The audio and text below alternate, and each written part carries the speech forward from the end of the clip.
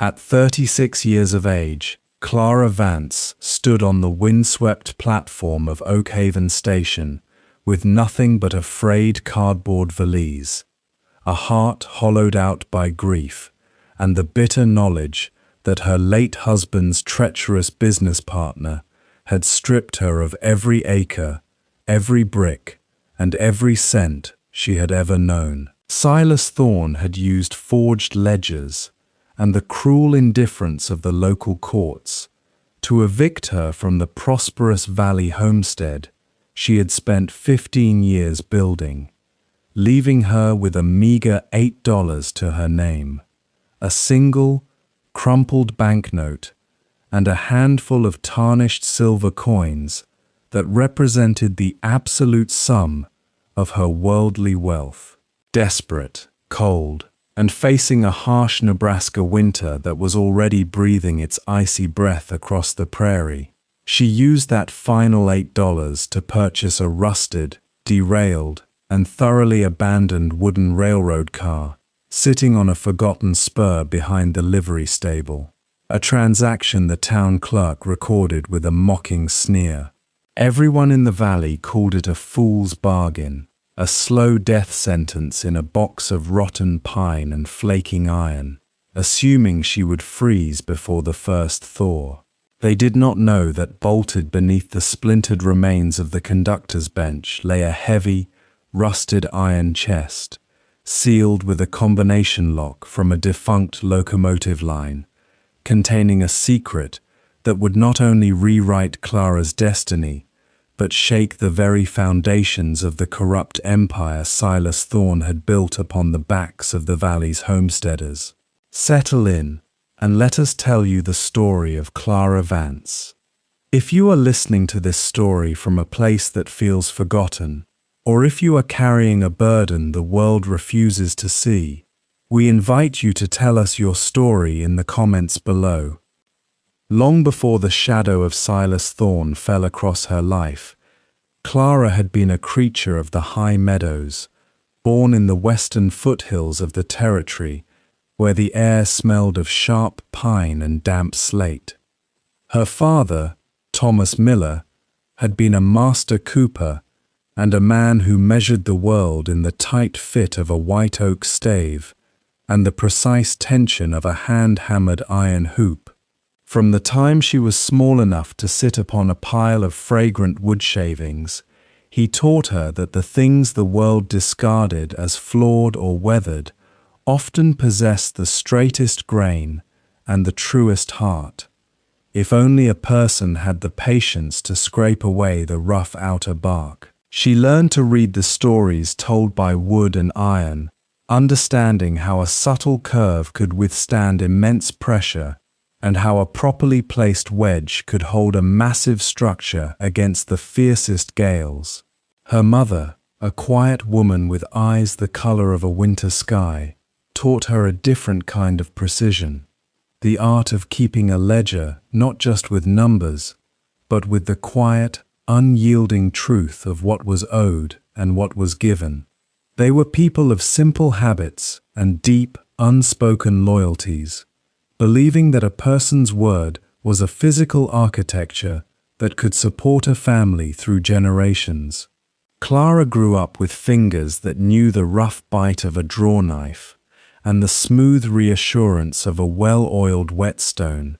developing a quiet self-reliance that looked like modesty to strangers, but was in truth a deep and unshakable bedrock. When the great drought of the late 1870s withered the mountain valleys and broke her father's business, she did not complain or weep. Instead, she packed her small trunk and took a position as a schoolmistress in the growing rail town of Oakhaven, carrying her family's values like an invisible dowry. It was there she met Matthew Vance, a young blacksmith with soot on his brow,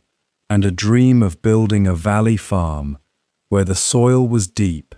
and the water ran clear throughout the summer. Matthew recognized the quiet strength in Clara, seeing past her plain cotton dresses to the brilliant, resilient spirit beneath. And together, they pledged themselves to a life built from the ground up. For 15 years, their life was a symphony of shared labor, characterized by the steady ring of Matthew's anvil in the mornings, and the soft scratch of Clara's pen in the evenings, as she managed their small but thriving accounts. They reclaimed 300 acres of stubborn bottomland, turning the wild prairie grass into rows of golden wheat, and building a sturdy, two-story farmhouse with a wraparound porch that faced the setting sun. Clara planted apple saplings in the orchard, shielding them from the north wind with her own hands, and she knew every knot in the floorboards and every whistle of the wind through the eaves. They were happy, not with the loud boastfulness of the wealthy, but with the deep, quiet contentment of people who knew exactly what their sweat had bought. But the prairie is a fickle master, and the years of plenty were followed by a sudden, devastating winter that arrived before the harvest could be fully brought to market. A terrible outbreak of cattle fever swept through the valley in the autumn of 1894, wiping out their entire herd within a fortnight, and Matthew, spent from days of fighting the blizzard to save the remaining livestock, contracted a severe lung fever that no medicine could touch. For 3 agonizing weeks, Clara sat by his bedside, watching the strength drain from the arms that had built their world, until he drew his last, shuddering breath on a night when the frost grew thick on the inside of the window panes. In her profound grief, Clara found herself vulnerable, her mind clouded by sorrow and her heart breaking for the man who had been her anchor. It was during this darkest hour that Silas Thorne, the town's primary banker and the owner of the grain elevator, appeared at her door with a folder of papers and a face full of false sympathy. Thorne had long coveted the Vance land, knowing that the new northern extension of the railroad was slated to pass directly through their lower pasture, a detail he had hidden from the vulnerable widow. He claimed that Matthew had taken out a massive, secret loan to purchase breeding stock just before his illness, presenting documents signed with what looked unmistakably like her husband's distinctive, looping handwriting. Clara, who had always kept the books, was confused and dismayed, searching her own ledgers for any mention of the debt. But Thorne produced a secondary agreement that stipulated the immediate forfeiture of the entire estate if the principal was not paid in full within 30 days of Matthew's passing. When she attempted to protest, pointing out the discrepancies in the dates, Thorne used his immense influence over the local circuit judge, a man whose gambling debts Thorne quietly held, to expedite a legal eviction. The court refused to hear Clara's testimony, dismissing her meticulous ledger entries as the desperate fabrications of a grieving woman, and within a month, the sheriff arrived at the farmhouse to enforce the order. Clara was allowed to take only what she could carry in a single valise, forced to walk down the long dirt lane she had helped clear, while Thorne's men began boarding up the windows of her home. The valley community, intimidated by Thorne's absolute economic control over their own mortgages and crops, watched from behind closed curtains, too frightened to offer her shelter or a kind word. She walked into Oak Haven with her head held high despite the crushing weight of the injustice, her shoes caked with the dust of the land that should have been hers, possessing nothing but her dignity and the $8 left from selling her silver pocket watch to a passing peddler.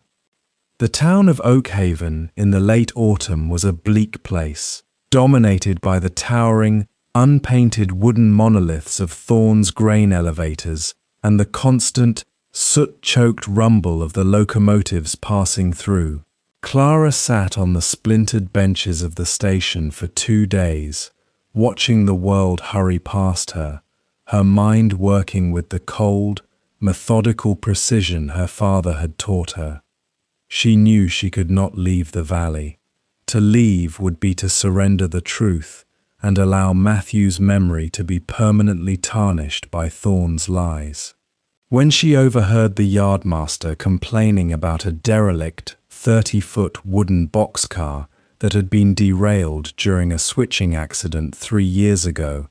and left to rot on an easement behind the livery stable, an idea began to form in her mind. The rail company wanted the eyesore removed, but refused to pay the crew to break it up, and the town council had declared it a public nuisance, threatening to burn it if no one claimed it. Clara marched into the land office, her $8 clutched firmly in her hand,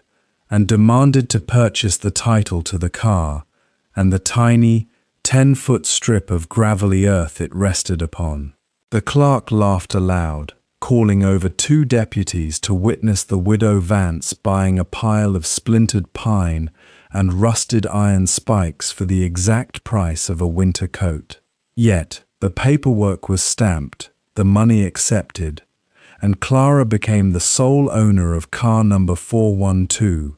a battered relic of the old Atlantic and Great Western Line. When she first climbed through the broken sliding door, the stench of damp rot, old coal dust, and forgotten nesting rodents was nearly overwhelming, and the wind whistled through the gaps in the warped siding like a chorus of ghosts. The roof had caved in slightly at the western end, allowing a drift of dry autumn leaves to accumulate on the floorboards, and the old iron stove in the corner was choked with soot and rust. Undeterred, Clara found an old, discarded broom behind the stable and began to sweep, her movements rhythmic and determined as she cleared away the debris of decades. She used oiled paper to patch the broken windows, gathered scrap wood from the livery yard to build a small, smoky fire in the ancient stove,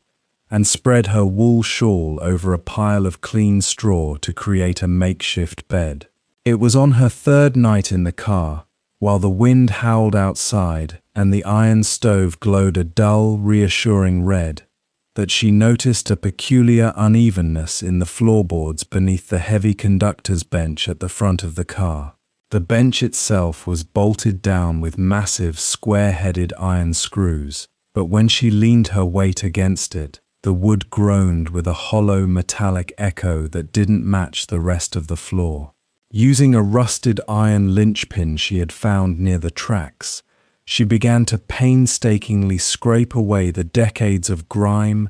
grease, and hardened coal dust that filled the seams between the boards. To her astonishment, she discovered that a rectangular section of the flooring had been neatly sawn through and reinforced with heavy iron bands, hidden beneath a false layer of canvas and pitch. Working by the dim, flickering light of a single tallow candle, she pried at the edge of the wood until the hidden hatch gave way with a sharp, protesting crack, revealing a deep, dark recess between the main iron frame rails of the car. Nestled inside that darkness, perfectly protected from the weather and the damp earth below, sat a massive, black iron chest, its surface embossed with the faded emblem of the United States Overland Express Company. The chest was a formidable object, weighing perhaps 80 pounds, its corners reinforced with heavy brass rivets that had turned a dull, dark green with age, and its face dominated by a complex, triple-dial combination lock that defied her initial attempts to open it. Clara sat on the floor of the car for hours, her fingers tracing the cold iron casing, her mind racing as she realized that car number 412 was not a standard freight car, but an old, retired armored payroll transport that had been taken out of service after a famous train robbery 20 years prior. She remembered her father speaking of the great payroll heist of 1876, when an express train carrying the gold and legal documents for the entire territory's homestead registry had mysteriously vanished between two stations, only to be found days later, abandoned on a siding, with its crew missing, and the safe supposedly emptied by bandits. But as she examined the lock, she realized the chest had never been forced. The iron around the dials was unmarred, and the heavy rivets were completely intact, suggesting that whatever lay inside had been intentionally sealed and forgotten by someone who possessed the key to its secrets. With the patience of a woman who had spent years calculating the yields of grain fields, Clara began to experiment with the lock, listening with her ear pressed flat against the cold metal, feeling for the subtle, microscopic drops in the internal tumblers that her father had taught her to look for when repairing old safes. For 2 days and nights, while the town thought she was freezing to death in her derelict shelter, she turned the brass dials, using a thin coating of lard to smooth their rotation, her world narrowing down to the click of iron and the smell of old oil. On the third morning, just as the first pale light of dawn filtered through the oiled paper windows, a heavy, musical thunk echoed through the quiet space of the car, and the massive iron latch fell forward under its own weight. With trembling hands, Clara lifted the heavy lid, expecting perhaps the dull glint of old silver or the musty smell of ruined paper, but what she found caused her breath to catch in her throat. Inside the chest, wrapped in layers of oil-treated silk, were 3 heavy leather-bound ledgers, a thick stack of official government land deeds bearing the embossed gold seal of the Federal Land Office, and a personal journal written in a tight, elegant script that belonged to a man named Arthur Thorne, Silas Thorne's older, estranged brother, who had disappeared 2 decades ago. As Clara began to read the pages of the journal, the true history of Oakhaven and the vast fortune of the Thorne family began to unspool before her eyes in a terrifying sequence of greed, betrayal, and calculated theft. The journal revealed that Arthur Thorne had been the original land agent for the territory, a man of integrity who had been tasked with certifying the claims of the early pioneers and ensuring their homestead deeds were properly recorded in the Federal Registry. However, his younger brother, Silas, had discovered a massive flaw in the original territorial survey, a technical error that technically invalidated the boundaries of nearly every farm in the valley, rendering the lands subject to reclamation by the state if the mistake wasn't corrected within a specific 20-year grace period. Instead of reporting the error, Silas had concocted a plan to steal the registry ledgers, hide the true deeds, and allow the grace period to expire so that he could buy up the entire valley for pennies on the dollar once the farmers' titles were declared void. When Arthur refused to participate in the crime, Silas had paid a gang of rail mercenaries to stage the train robbery, intending to kill his brother and destroy the records forever. Arthur, wounded but resourceful, had managed to hide the chest within the secret compartment of car number 412 while the train was held on the siding, before fleeing across the territory under an assumed name, leaving the records sealed until someone with the wit to find them and the courage to use them could uncover the truth. The ledgers inside the chest contained the original, certified survey maps and the true, unadulterated deeds for every homestead in the Oakhaven Valley,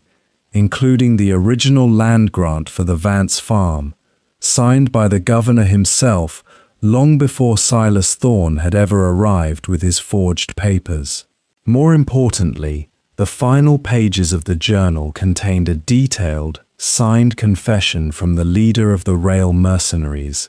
detailing exactly how Silas Thorne had paid them to stage the heist, and how he had systematically bribed the local judges and surveyors to validate his subsequent land grabs. Clara sat in the silence of her wooden sanctuary, the weight of the papers in her lap feeling heavier than the iron chest itself, realizing that she held the absolute proof of Thorne's 20-year empire of theft. She knew that if she simply took these papers to the local sheriff or the circuit judge, they would be destroyed within the hour, for Silas Thorne's gold filled the pockets of every official within 50 miles, and a lone widow living in an abandoned boxcar would easily be silenced forever. She needed a plan that was as solid and unyielding as the iron bands on her father's barrels, a strategy that would expose the truth before the entire community so completely that not even Thorne's wealth could buy his way out. The opportunity she needed arrived 2 weeks later, when Silas Thorne announced a public auction at the town hall, intending to sell off the confiscated Vance homestead along with 3 other farms he had recently foreclosed upon, to a group of wealthy land speculators from Chicago. The entire town was required to attend, as Thorne intended to use the occasion to showcase his absolute dominance over the valley and to formalize the transfer of the new railroad right-of-way that would net him a massive personal fortune. Clara spent the intervening days quietly visiting the older homesteaders under the cover of darkness, women and men who had known her and Matthew for years, slipping through the shadows of the grain elevators to show them the specific pages of Arthur Thorne's ledgers that bore their family names and the true seals of their land. She did not ask them to fight. She merely asked them to be present, to bring their families, and to stand witness when the time came. On the morning of the auction, the town hall was packed to the rafters with sullen, anxious farmers, their faces lined with worry, while Silas Thorne stood on the raised platform next to the auctioneer,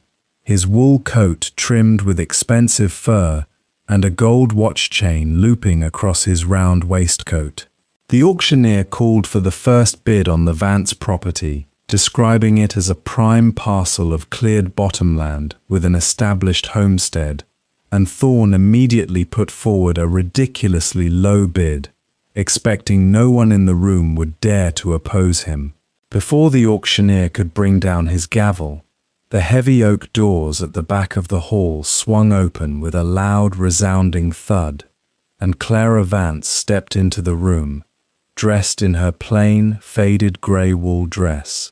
carrying the heavy iron chest in her arms, with a strength born of pure, unadulterated resolve. The room fell into a dead, breathless silence as she marched down the center aisle, the heavy iron chest clanking against the floorboards with every step she took toward the platform.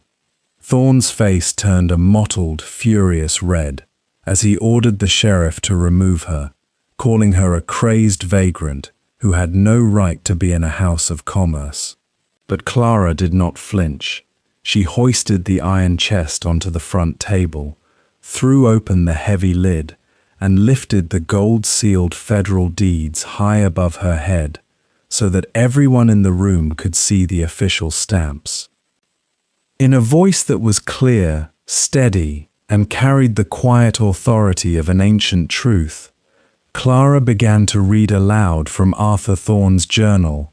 her words cutting through the tense air of the hall like a sharp winter wind. She read the names of the mercenaries, the specific dates of the bribes, and the exact coordinates of the fraudulent surveys, mapping out the theft of the valley farm by farm, acre by acre, before the assembled crowd. Silas Thorne screamed for the sheriff to seize the papers, but the town's farmers, galvanized by the sight of their own names on the official federal deeds protruding from the chest, formed a solid, unyielding wall of wool-clad shoulders and calloused hands between the platform and the widow Vance. The sheriff, realizing he was outnumbered 10-1 by desperate men who had suddenly found their hope,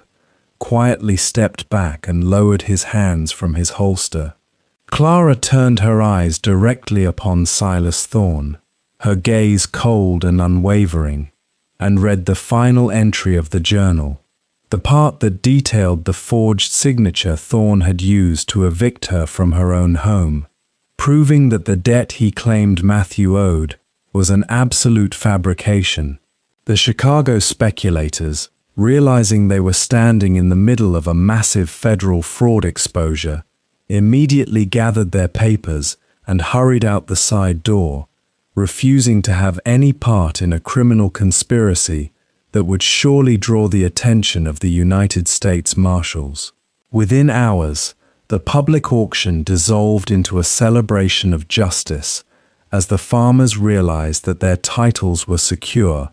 their lands were safe, and the man who had held them in financial terror for 2 decades was completely ruined. Silas Thorne, abandoned by his political allies and facing federal charges of land fraud, mail theft, and conspiracy, was arrested 3 days later by a marshal traveling from the capital, his wealth seized to pay restitution to the families he had deframed over the course of 20 long years. Clara Vance walked back to her homestead that very evening. The keys to her front door returned to her hand by a weeping deputy who begged her forgiveness for his part in the eviction. As she stood on the wraparound porch of the 2-story house, watching the first snow of the season begin to fall softly over the apple orchards she had planted, she did not feel a sense of triumphant pride,